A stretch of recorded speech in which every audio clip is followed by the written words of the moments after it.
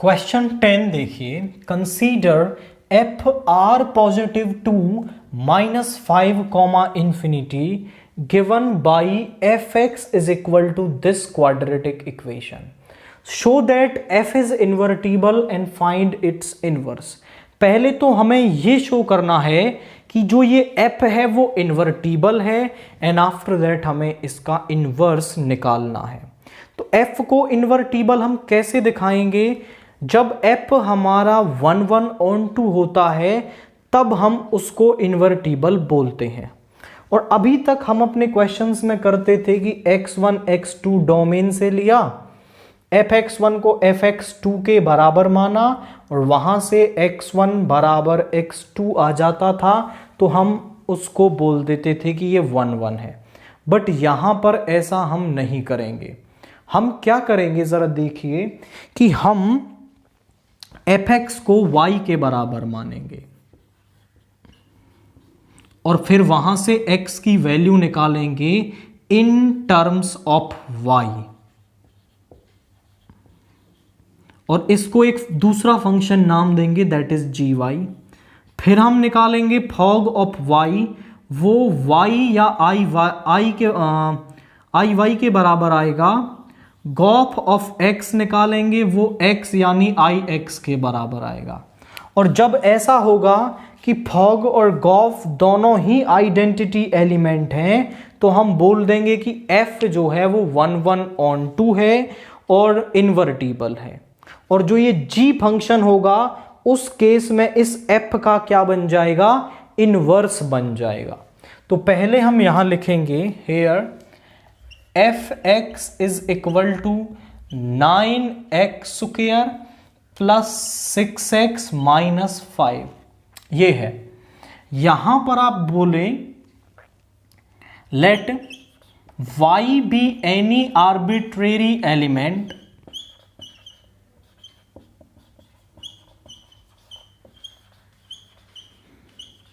Of range f. इस f की रेंज में से हमने y कोई भी एक आर्बिट्रेरी एलिमेंट ले लिया सच दैट कि अब हम fx को y के बराबर आपका रखेंगे 9x square plus 6x minus 5 is equal to y. अब समझो कि यहां पर हमें x की वैल्यू निकालनी है इन टर्म्स ऑफ y और वो डायरेक्टली नहीं निकाली जा सकती है.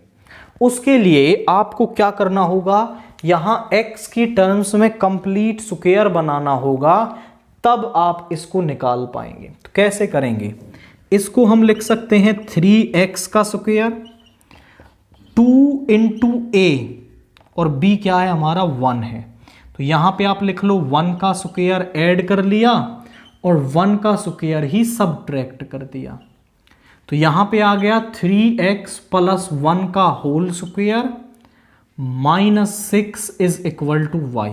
यानी इस fx को हम ऐसे भी लिख सकते हैं 3x प्लस 1 का स्क्वायर माइनस 6. अभी हम इसको ही यूज करेंगे.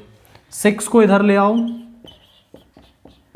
y प्लस 6 स्क्वायर को इधर लाए तो रूट हो जाएगा. अब 1 को इधर ले जाएंगे, root y plus 6 minus 1 upon में ये 3 आ गया और इसको ही हम बोलेंगे दैट इज gy.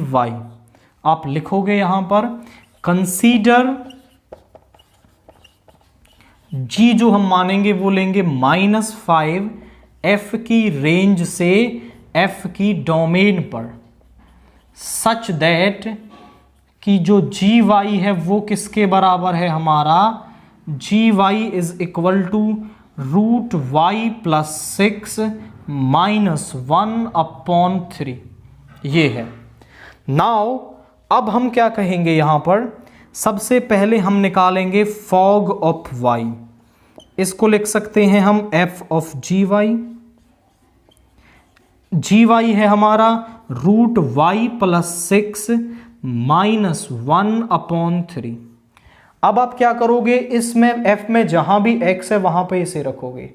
यहां नहीं रखना वरना कैलकुलेशन बढ़ेगी. हो यहां से भी जाएगा यहां पे रखेंगे तो यहां पे आएगा 3 इंटू एक्स यानी root Y plus 6 minus 1 upon 3, 3x plus 1 का स्क्वायर माइनस 6, 3 से 3 कैंसिल हो गया। यहां पे आया root Y plus 6 minus 1 plus 1 का स्क्वायर माइनस 6, स्क्वायर से रूट कैंसिल हो जाएगा, y plus 6 minus 6 is equal to y that is I Y. ये हमारे पास आ गया।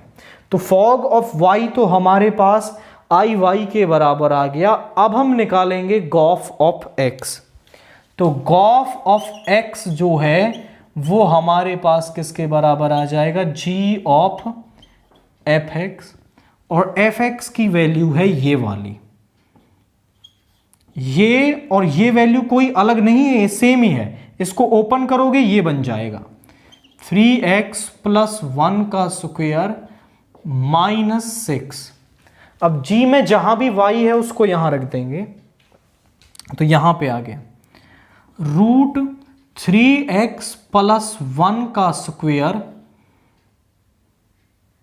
माइनस 6 ये और प्लस का 6, ये हमने पुट कर दिया y की जगह, माइनस 1 अपॉन 3, 6 से 6 कैंसिल हो गया, स्क्वायर से रूट कैंसिल हो गया, 3x plus 1 minus 1 upon 3, 3x upon 3 that is x यानी आई x के बराबर आ गया।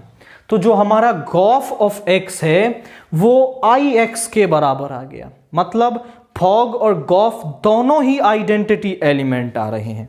तो हम यहां पर लिखेंगे हेंस f इज इन्वर्टिबल, और जो f है हमारा वो इन्वर्टिबल हो गया है। सो यहां पे आप कहोगे कि जो f इनवर्स y है ना वो यही जी वाई हो जाएगा। यही होता है कि यदि फॉग और गॉफ दोनों आइडेंटिटी एलिमेंट आ जाएं तो हमारा जो ये g है वही f इनवर्स के बराबर हो जाता है।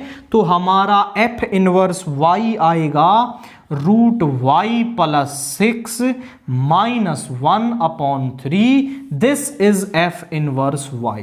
तो इस तरीके से आप यहां पर f इनवर्स को निकालोगे।